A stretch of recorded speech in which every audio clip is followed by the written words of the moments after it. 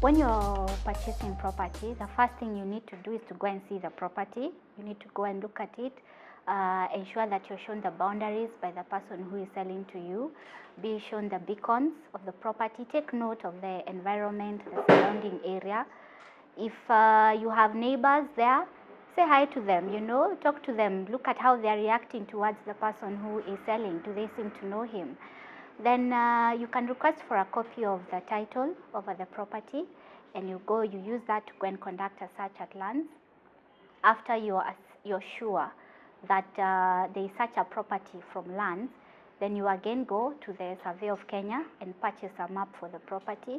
Is what indicated in the title corresponding to what is on the ground? A map from Survey of Kenya is very important. After you have done the due diligence on the search and the map, you can go further to now get a history of that property. You find that property has been transferred maybe from one person to another, and you can apply to lands. There's a process for that, but it's not a lot. So that the government of Kenya, through the Ministry of Lands, tells you this property, the first title was issued on this day, it was issued to so and so, it's been transferred to who, and to so and to so. And this is good for your own information. Later on, one of the parties could come and say they never sold. So history, knowing the history of a property is very important. You can go even further and get the Ndongo report and see if this property is mentioned there. So that if it's there, then you know there's a problem somewhere, and you can now find out under what circumstances was it mentioned. Then when you do the due diligence on the property, you then need to do the due diligence on the person who is selling to you. Sometimes you find the person selling to you is not the owner, or maybe it's a company, the property is owned by a company, and the person is one director. There are other directors, perhaps they haven't approved. So you need to get a copy of the title. If it's an individual who owns the property, go to the ministry, to the registrar of persons, and apply to confirm. Is this copy of ID genuine? Is this the picture of the person according to your records? If it's in regard to a company, get us a copy of the certificate of incorporation, go to the company's registry, and apply for what we call a CR12. It's a search again. So what it tells you are who are the directors of this company, who are the shareholders, and that is how you come to be sure when you're even working on the agreement for sale, you're sure that the people who have signed the agreement are the people who are on the shareholders of the companies or the directors. And you, of course, when it's a company, always ask for a board resolution, unless it's a land buying and selling company, because land buying and selling, that's their ordinary business.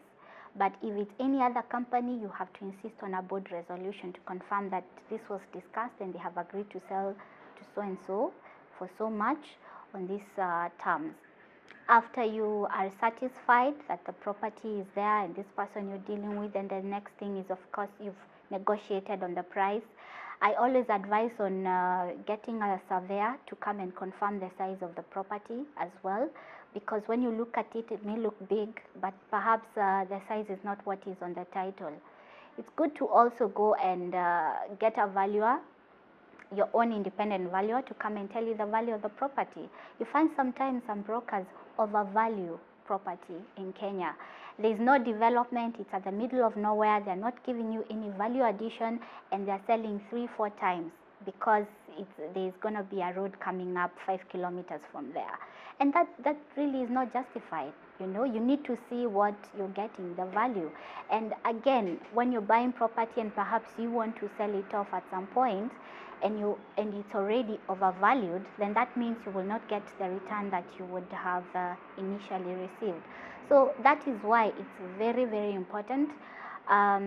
Also get your own valuer to come and tell you, do a valuation on the property and advise you, is this a fair amount for what the vendor, the person selling, is asking for. The next, you go to the agreement for sale. There are some standard provisions that are advisable to be there to protect you as the purchaser. And at this point, I always advise, please go and get services of a lawyer, preferably one who specializes in commercial and conveyancing. Those are land matters, because that's what they do every other day. So they know the changes that have happened. If there's a bill, if there's a law, if there's a regulation that was passed yesterday, they know about it today. They know the registries, they know their way around. So they know what should be in the agreement for sale in a particular area, because they know the kind of things that are there. Yeah. So after you have the agreement for sale, then there's a process that follows afterwards. And if it's a company selling to you, remember I said you need a board resolution. Why it is an individual, as you're doing the due diligence on this person, find out, are they married? Under what circumstances did they come to get this property? If they're married and maybe the property is in the name of one person, maybe the husband, then the property could be matrimonial property, and therefore the spouse's consent is also required. Perhaps it's inherited property, which is still okay, but now it's good to get that, to know the history. How did you come to own this property? Is it trust or communal property? Maybe it's inherited, but this person is holding it on behalf of other siblings or the children. So you need to do a lot of due diligence. Yes. And in as far as rights are concerned, you as a purchaser, you're entitled to see the property. You're entitled to get your own independent advice, not just legal, whether it's the surveyor, whether it's the valuer. You're definitely entitled to that. And therefore, you should be given access to the property to go with your valuer later on to see the property. It can be supervised access, but you should not just be told you can only see once during this time, and after that it's only when you purchase it or something like that. As a purchaser, you're also entitled to get a copy of the title over the property, so that you can go and undertake a search. There are some few people who, when selling, are a bit apprehensive about giving copies of their title for purposes of going to undertake a search, because sometimes you don't know, maybe the person who is posing as an interested purchaser has other intentions. But sometimes what you do is that it's also a bit difficult for you to simply get a copy of title and go and somehow get a fake title over it. That's one of the things. So you're very much entitled to undertake a search before. You're entitled to do as much due diligence as you can, and you're entitled to full disclosure. Was there at some point an issue with one of the neighbors about encroachment, about boundaries? You should be informed about such things. The same neighbor could see that now this is a new person who has come in, so perhaps I can push my boundary a bit, and now you as the new owner, you go back and say, look, I bought this property when it was like this. So even when you're selling, I always advise, give full disclosure. If a person is interested in purchasing your property and you give him value, they're still gonna go for it.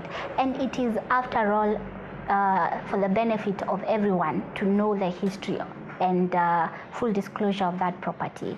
You're entitled to meet the spouse if it's an individual, just to confirm this person has agreed to selling this property.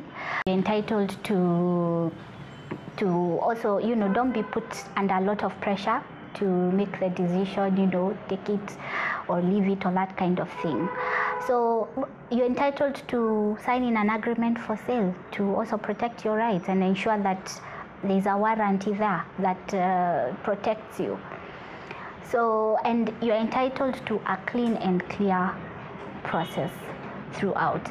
And when there's a delay or when there's a problem, as sometimes there is, sometimes out of, really no fraud or anything, maybe the chief comes up and says, oh, there's this issue. So you're entitled to be given all this information that is affecting the property, or that could in any way affect the property. If the property is charged to a bank, you're entitled to know.